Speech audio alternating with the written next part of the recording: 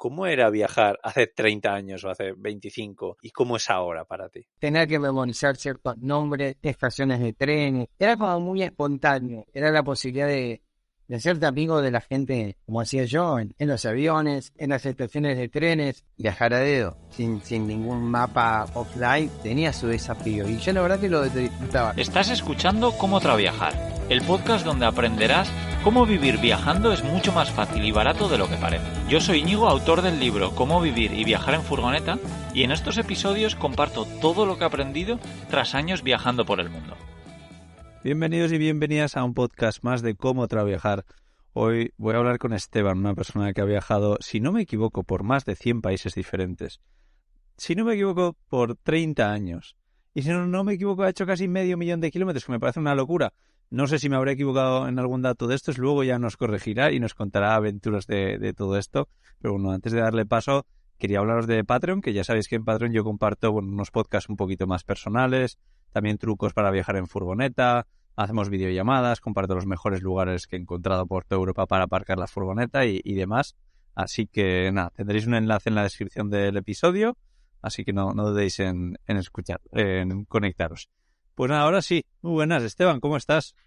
Bien, muy bien, la verdad que muy feliz de poder compartir toda esta experiencia, 30 años, 105 países, casi 500.000 de kilómetros de aventuras que te hacen crecer como persona y como viajero, así que muy feliz ahora de poder compartir esto con vos y con toda la audiencia. Qué bueno, así que no me he equivocado en ninguno de los números que he dado. Es verdad que llevas tantos años y tantos kilómetros y tantos países a tus espaldas. Es verdad, es verdad. Todo esto en realidad comenzó cuando yo era muy chico y soñaba con vivir de los viajes, con ser viajero. Me acuerdo estábamos en la casa de mis papás y cada verano nos juntábamos al finalizar esos meses de verano de calor para compartir fotos de amigos, de vecinos, en realidad, bueno, diapositivas, ¿no? Había en esa época, yo tengo 52 Sí. años, o sea que 40 y pico de años atrás era a través del carrusel de diapositivas, y ahí viendo una foto de que no sabía bien lo que era, descubrí que quería viajar. Después me enteré que era Egipto, que era el Cairo, las pirámides, África, pero muy gracioso porque mis papás un día me vieron con una mochilita, yo muy pequeño, y me decían, ¿y Esteban, a dónde vas?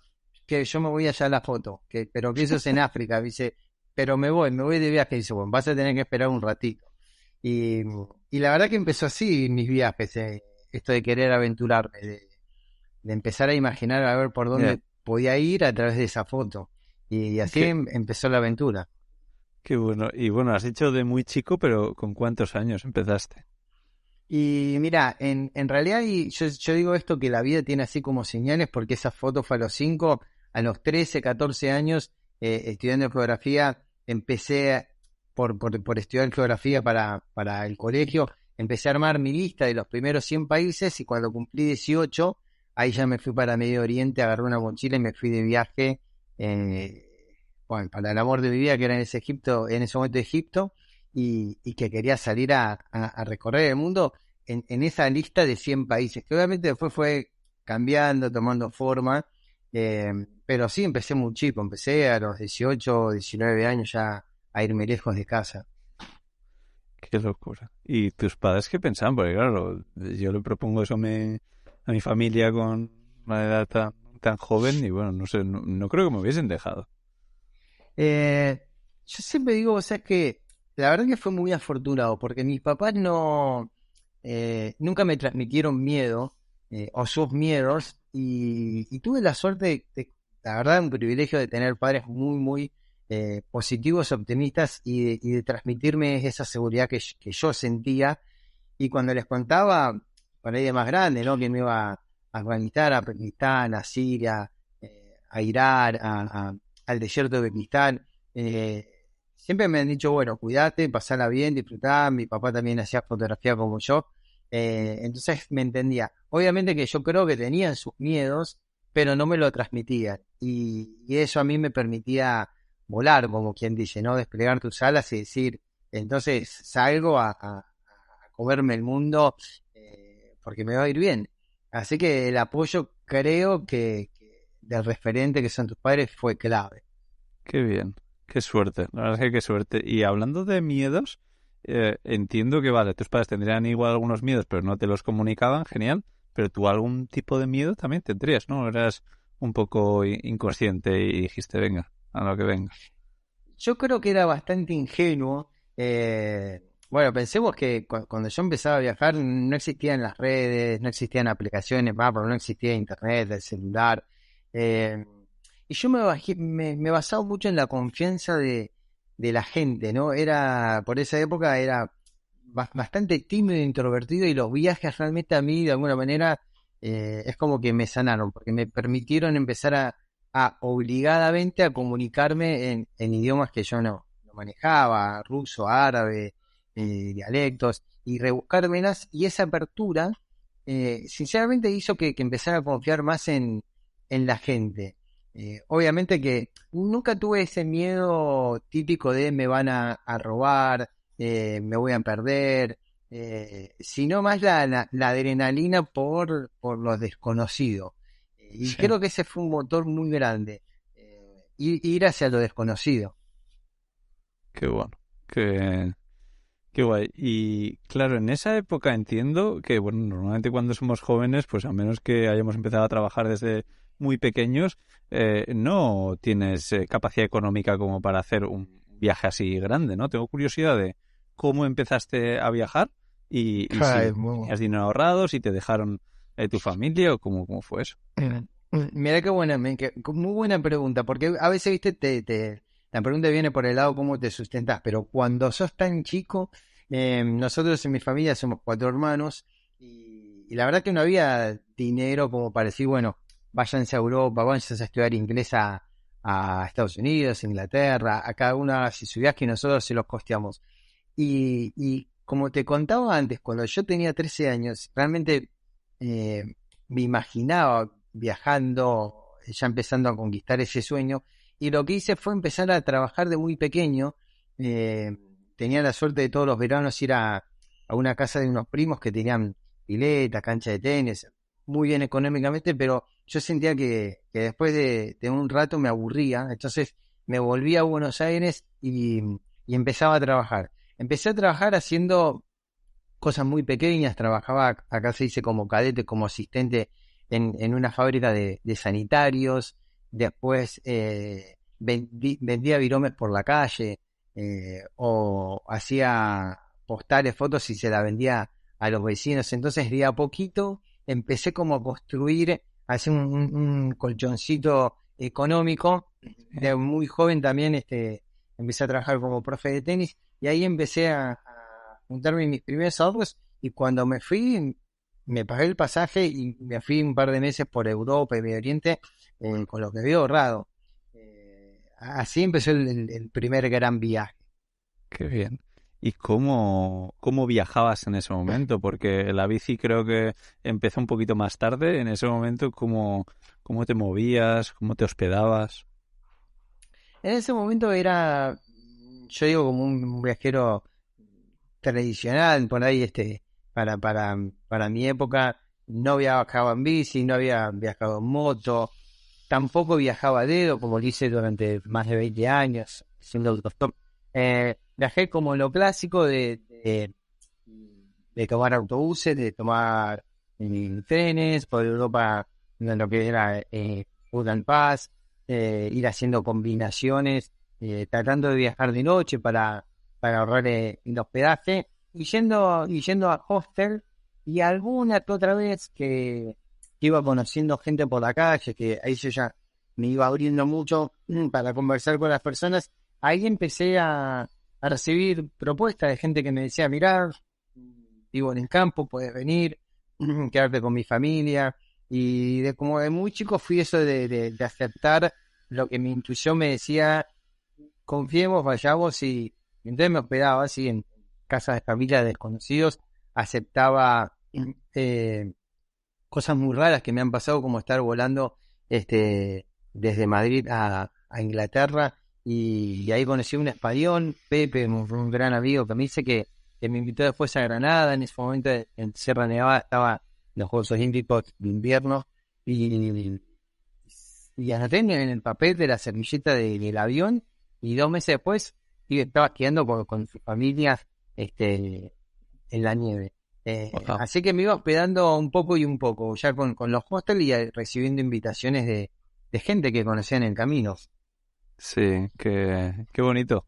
Y claro, también yo siempre he pensado que los argentinos tenéis una ventaja muy importante, que tenéis una labia muy especial que os hace pues interactuar con la gente, para mí, de forma mucho más fácil. Yo he hospedado a muchos argentinos en mi casa y bueno, siempre para mí es un placer, pero siempre pienso eso, ¿no? Que jugáis un poco con ventaja. Y luego quiero saber cómo hiciste ese cambio de empezar a hacer autostop. Entiendo que te das cuenta que la gente era buena contigo y te abrirías o alguien te lo recomendó. En realidad, bueno, gracias por lo de la labia y eso. Yo creo que sea un poco porque, bueno, como es mundialmente conocido, a veces la situación económica te lleva a reinventarte y abrirte a nuevas posibilidades. A veces un poco creo que sea por eso, pero lo de empezar a viajar a dedo fue de una manera, la verdad, muy, muy inesperada para mí, porque yo no viajaba a dedo. Pero en ese primer viaje que hice por África, después volví 2 o 3 veces a Egipto, en ese primer viaje yo estaba yendo hacia Sudán, y cuando fui a una estación de autobús, no había paro o estaba cerrada en la estación de autobús. Entonces en mi ingenuidad yo dije, bueno, voy a hacer 2-3 kilómetros, me voy a acercar hasta la carretera y voy a ver si pasa algún autobús que vaya en aquella dirección en la que yo iba. Y mientras yo estaba organizando la mochila y algunas cositas que tenía ahí para comer, en menos de 5 minutos paró un auto de familia, y abrió la puerta y me dijo, Yala, vamos. Y claro, y yo, bueno, ahí le dije, ¿no? Al pueblo que iba, no me acordaba el nombre, y lo fascinante fue que no solo llegué al pueblo, sino que fui aprendiendo de la cultura. Cuando al atardecer se detuvieron para rezar sus oraciones, mirando a la Meca con sus alfombritas casi en pleno desierto. Y después no solo eso, vivir con la familia 2 o 3 días, era en un pueblo muy rural, ir a un mercado de camellos. Y ahí fue cuando yo me pregunté, dije, wow, esto está bueno, porque no es viajar de esta manera por la plata, ahorrarme el dinero, si tengo bajo presupuesto o no, sino es por vivir la cultura muy de cerquita. Y en ese viaje probé 1 o 2 veces más, me fue muy bien. Los hospitales árabes, en todos lados siempre fabulosa. Y entonces ya el segundo viaje largo, ya lo pensé prácticamente de esa manera, moverme haciendo dedo, autostop, y la verdad que he viajado en todo lo que se mueve, he viajado. Velero, repartidor de lácteos, bueno, he hecho dedo en un tanque en el Líbano cuando fui a cubrir como fotógrafo en la posguerra que hubo entre el Líbano e Israel. O sea, en situaciones muy buenas, autos de policía, bomberos, ambulancias, la verdad, situaciones muy buenas, y todo nació por algo así casi espontáneo. Claro, qué bueno. Y bueno, a la mayoría de las personas que entrevisto les suelo preguntar por dónde han viajado. Tú has viajado por todo el mundo prácticamente. Entonces quiero invertir un poco la pregunta y contarte y preguntarte por dónde no has viajado. Y también que nos des un poco los motivos. A ver qué sitios te quedan y por qué. Bien, bueno, en esta lista de mis sueños, que como te decía, fueron destinos muy diferentes entre sí: África, Asia, Medio Oriente, Latinoamérica, Centroamérica, mucho de Europa, pero esa lista original se fue modificando a lo largo del tiempo por intereses, porque uno va creciendo, porque va descubriendo otras cosas que por ahí me resultan más llamativas. Cuando me formé como reportero gráfico, fotoperiodista, me empezó a interesar el tema de los conflictos o catástrofes. Hay lugares que todavía no fui y me interesan mucho, los paisajes de Islandia. En Islandia no estuve, que como siempre ocurre, ¿no?, en los viajes, uno no sé, he estado en Indonesia, Filipinas, Japón, pero no fui a Corea. Corea es un destino también que me gusta. Me llama ahora por ahí la atención porque, bueno, porque veo varias películas o series coreanas, entonces me vuelve a interesar esa partecita del mundo. Me interesaría también un poquitito de Escocia, Gales, Irlanda. Europa prácticamente la he hecho toda. Asia también todos los países, salvo uno o dos, o sea, Macao, algunas cositas chiquititas. Después me atraen también algunas islas perdidas por el Caribe, o algunas, así como Wallis y Vanuatu, cerquita bueno, Nueva Zelanda. Es un destino que me interesa mucho para hacer en bicicleta, que son paisajes bastante parecidos a lo que es la Patagonia de Argentina y de Chile. Así que tengo mis lugarcitos, y bueno, que por ahí contaremos en un rato los países que quedaron, desde Ghana hasta abajo de África, que bueno, por esto de la pandemia ahí se interrumpió ese gran viaje que estaba haciendo. Sí, sí, bueno, pues ya cuéntanos un poco cómo fue para ti todo el tema de la pandemia, el COVID, dónde te pilló, qué hiciste, si intentaste seguir o te diste la vuelta. Bien, este viaje que para mí fue también un quiebre, porque yo venía, después de 20 y pico de años de recorrer el mundo, haciendo autostop. Me había comprado una moto y había estado recorriendo Argentina. Ahí conocí a un chico viajando en bicicleta y dije, mi gran viaje ahora va a ser empezar a cruzar el mundo en bicicleta. Y ya había cruzado desde Estonia, Tallinn, había llegado hasta Ghana, hasta la frontera de Ghana, cruzando toda Europa y toda la costa oeste, Sierra Leona, Costa de Marfil, Liberia, Guinea Ecuatorial, Mauritania. Y la pandemia a mí me sorprendió justo cuando estaba cruzando Ghana. Ya tenía la visa. Se venía ya hablando un poquitito de la pandemia, de que los países empezaban a tener restricciones. Y había sucedido que el día anterior bueno, decidí salir de África, porque ya todas las fronteras prácticamente estaban cerradas y era cuestión de horas. Así que me compré un pasaje a España y volví a España en vez de volverme a Argentina, pero el día anterior me agarré malaria cerebral, lo cual eso fue bastante duro. Estar internado justo el día antes de volar de África a Europa enfermo. La malaria, a nivel corporal se destruye, cuando es cerebral es mucho más dolorosa. Así que yo me quedé toda la pandemia en un pueblito de Castilla-La Mancha que se llama Pedro Muñoz, en la casa de los papás de un chico que había conocido, pedaleando los últimos días ahí en África. Y con lo que me preguntaba de la pandemia, la verdad es que me lo tomé bien, porque para mí fue en primer lugar un descanso por todo el agotamiento físico que venía trayendo, todo el esfuerzo que estaba haciendo en mi cuerpo por esas tierras africanas. Y además fue un periodo muy de mucho encuentro conmigo para poder empezar a escribir el tercer libro, que se llama Pedaleando por la Ruta de la Hospitalidad. Para mí la pandemia en ese sentido fue, en lo personal, realmente muy, muy positivo, por todo lo que pude sacarle, aprovecharla, ¿no? Además de estar en un lugar muy pequeño, como era en ese lugar, cerca de unos viñedos, muy relajante. Y después, cuando termina la pandemia, yo en vez de volverme a Argentina, decido dar la vuelta a España entera, y también incluir Portugal, que era un destino que todavía no había conocido.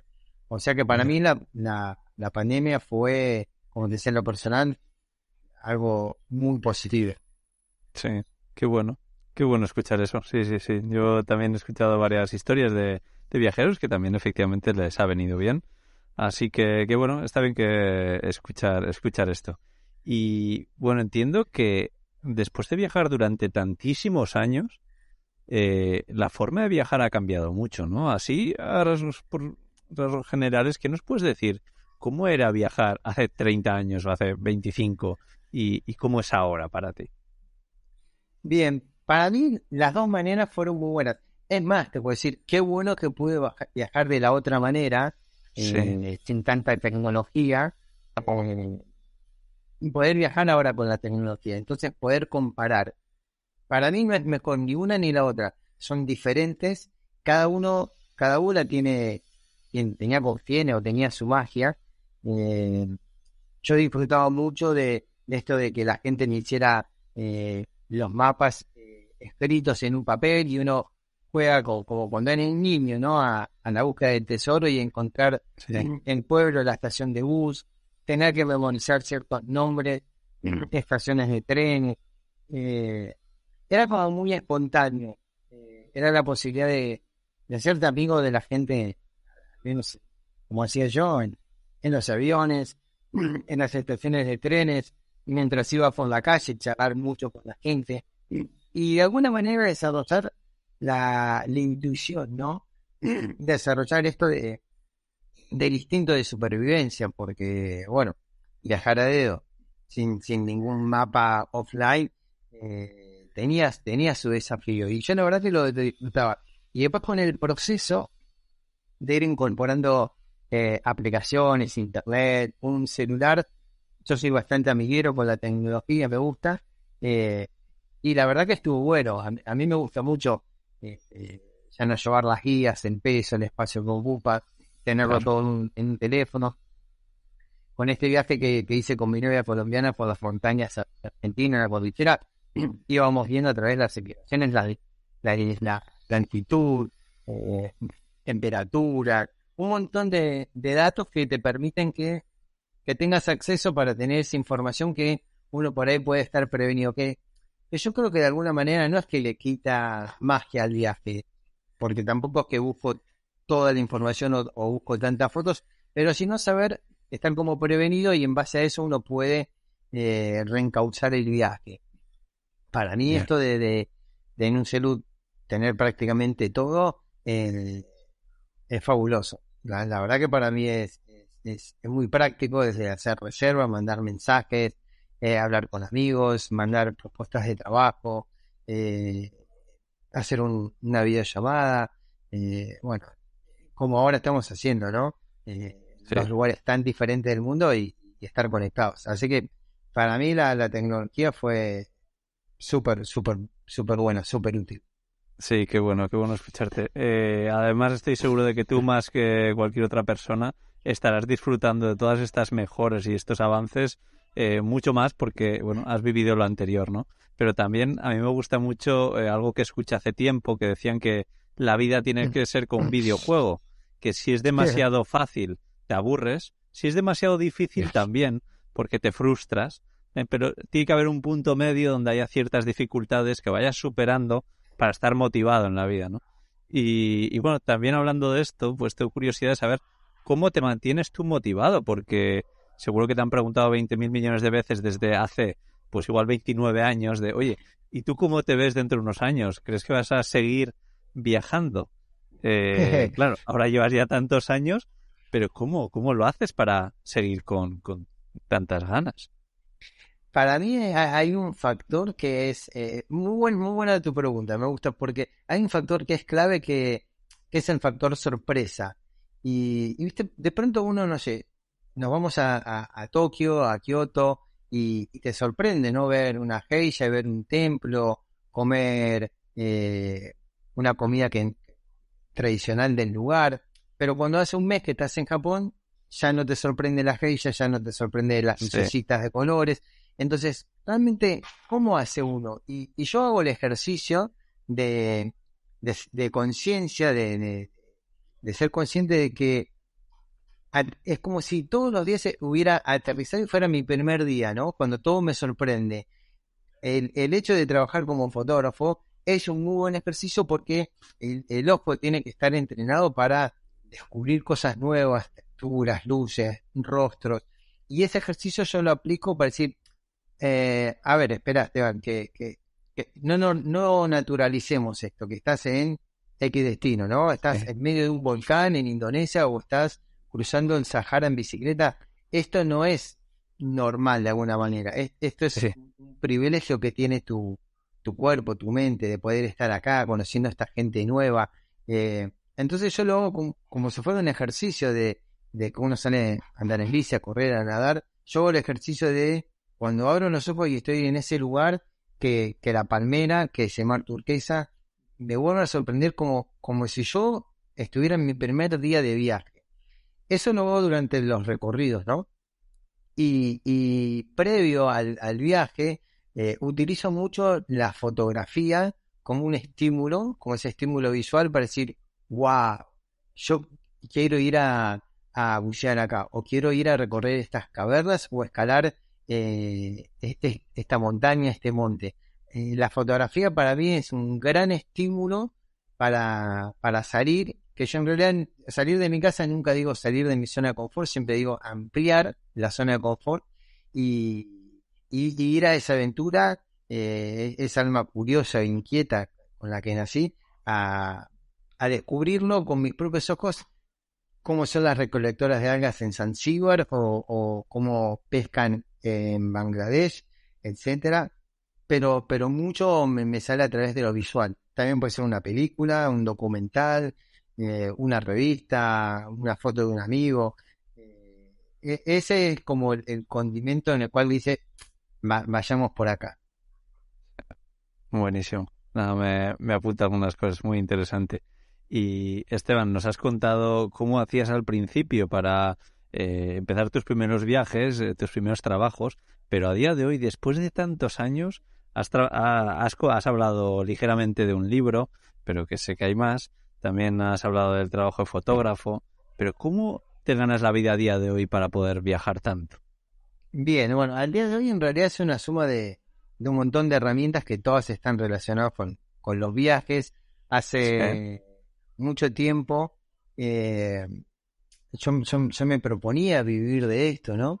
Y dice, bueno, ¿cómo voy a hacer? Entonces publiqué en el 2014 mi primer libro que se llama Un viajero curioso, en el cual ahí resumo los primeros 20 años de viaje, un libro que está separado por capítulos: África o Medio Oriente, Latinoamérica, y en cada uno, bueno, voy contando como siempre, ¿no? Historias, vivencias, aventuras, crónicas. Después ya de ese primer libro, entonces uno quiere un poquito más, y cuando hice otra vuelta al mundo, que fue viajando pura y exclusivamente con mochila y 100% autostop, cruzando toda Asia Central, Europa, después sí volé para Latinoamérica y allá Centroamérica y Sudamérica, y ahí ya salí con la idea de que ese viaje iba a ser un libro, como una película, ¿no? Que tiene un inicio, un desarrollo y un final. Bueno, con el segundo libro ya también vinieron otras propuestas: trabajar para revistas, para diarios, vender fotos, empezar a dar talleres de fotografía, en esto de un viaje autosustentable. Mientras viajaba por Latinoamérica, contactaba a las universidades y le ofrecía workshops o safaris de fotografía para los alumnos de artes visuales, de comunicación social. Después vino este tercer libro, Pedaleando por la Ruta de la Hospitalidad, donde se resumen estos casi 20.000 kilómetros pedaleando por muchísimos países nuevos. Y hoy en día, bueno, la manera de autosustentar el viaje son muchas, como te decía, son los libros, son los cursos online que doy de fotografía de viaje, especializada en viajes, de cursos de aplicaciones, de manejo de celular, fotografía con celular, una masterclass también que tengo en mi página, que es Cómo Vivir Viajando, conferencias que a veces me llaman para dar conferencias motivacionales, y cuando esté acá en Buenos Aires, como yo le llamo mi base, mi querido Buenos Aires, bueno, organizo tours, safaris de fotografía con alumnos que tengo de diferentes escuelas de fotografía, de arte, de talleres. Así que en realidad, bueno, es un poco de todo. Sí. También hacer esto de intercambio, eso lo he usado mucho desde hace muchos años, el intercambio de fotografía, videos con dron, videos institucionales para un hotel, un hostel, un camping. Voy a hacer intercambio de hospedaje a través de mi profesión. Eso ha funcionado muchísimo, es altamente recomendable. Todo lo que es multimedia, audiovisual, fotografía. Así que es un poquitito de todo. Sí, ya veo, nada, que no te aburres, pero bueno, muy, muy interesante. También además entiendo que no harás mucho gasto al viajar en bici. Normalmente cuando haces largos viajes no tiene nada que ver la cantidad de dinero que te gastas a las vacaciones de una persona pues que no viaja tanto, ¿no? Pero bueno, Esteban, habrá mucha gente que se estará tirando de los pelos diciendo ya, pero todo esto es muy bonito. Seguro que le han multado por poner ahí la carpa, la tienda de campaña en cualquier sitio, o que le habrán robado, le habrán pegado, le habrá pasado de todo. Cuéntanos, ¿la gente es mala o no? Mira, bueno, obviamente que existe de todo en el mundo. Yo creo que la energía y la vibración con la que uno sale a descubrir el mundo o se relaciona con las personas está totalmente relacionado con lo que uno recibe. Nunca me han robado, nunca me han tratado de robar, o sea, no es que bueno, hubo un intento de robo, nunca me han robado, no me han multado por acampar en jardines de desconocidos, en casas, en bosques, en selvas, en desiertos.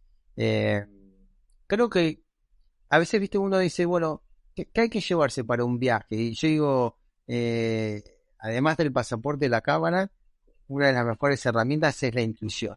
Entonces, estar atento a eso, a la intuición, a lo que te dicta el corazón, al sentido común. Y creo que eso, al menos me ha funcionado para conectar con la gente adecuada, si se lo puede decir. Obviamente que uno no tiene que ser ingenuo y siempre tiene que estar atento, solamente atento, no paranoico del miedo o de la inseguridad, pero dejarse llevar porque uno cree que es lo mejor, independientemente de lo que pueda suceder después, ¿no? Porque bueno, uno puede tener intuición, pero por ahí no te va tal cual como uno quería y como uno lo deseaba. Pero creo que en un gran porcentaje de que nos vaya bien es realmente hacerlo lo que te dicta el corazón, la intuición que te va a llevar a buen camino, a buen puerto. En el medio puede ser que las cosas no salgan como uno deseaba. Pero la verdad, bueno, no me han robado. Y como digo, y tampoco en Buenos Aires, que a veces se pone insegura, u otros destinos más complicados. Pero creo que la clave, además de esto de la intuición, es yo me dejo guiar mucho por los rostros, por las miradas que tiene la gente. Y ahí, bueno, es como la carta de presentación que uno tiene para saber si acepta o no tal o cual invitación. Sí, buenísimo. Un consejo que de verdad creo que hay que grabárselo en fuego para todos. Así que nada, gracias, Esteban. Recordar que este podcast irá acompañado de un artículo en comotraviajar.com/Esteban, donde tendréis enlaces a los libros que ha escrito, a su web, a sus redes sociales, también alguna fotillo suya para que lo conozcáis, los que todavía no le conocéis. Y de verdad, Esteban, ha sido un verdadero placer contar esta charla contigo. Un placer, también por acá poder compartir todas estas historias de viaje, de cómo uno va cambiando, los viajes te van transformando. Siempre digo, bueno, cuando entren allá a mi página estebanrosoncini.es, como siempre digo, ¿no? Viajar es un gran instrumento de aprendizaje. Siempre recomiendo en lo posible hacerlo solo o sola, aunque sea un viaje chiquito, cortito, viajar con amigos, con tu novia, con tu novio, porque cada viaje va a ser diferente y cada viaje nos va a permitir empezar a conocernos. Además de conocer el lugar, nos va a permitir conocernos a qué nos animamos, a qué nos podemos desafiar, qué estamos dispuestos a hacer o a negociar. En definitiva, para mí, bueno, los viajes, el mundo es una gran universidad donde te permite aprender independientemente de qué tan lejos te vayas, cuánto tiempo y a dónde te vayas. Sí, no, estoy seguro. Para mí, sobre todo con estos podcasts, habiendo acogido también a un montón de personas en mi casa en el pasado, me doy cuenta que de todos los aprendizajes que tenéis, todos los que habéis viajado tanto, Así que nada, gracias no solo por compartir aquí en este podcast, porque estoy seguro de que allá por donde vas estás transmitiendo un mensaje genial, mucha inspiración. Así que por favor, sigue haciéndolo, Esteban. Un placer esta charla. Y bueno, ojalá que muchos de aquí que estén escuchando que van a hacer, se animen a romper ahí sus pequeños miedos y salgan a descubrir ese lugarcito que tanto están esperando. Así que un placer haber charlado con vos. Sí, no, gracias a ti. Cada vez además hay más personas que se atreven a dar este salto. Recordar eso, que en la descripción del episodio tenéis un enlace a todo lo que hemos hablado en este episodio y también a Patreon, donde podéis apoyar un poco todo este proyecto. Pues nada, un abrazo enorme, Esteban. Gracias. Un placer, un abrazo. Chao. Chao.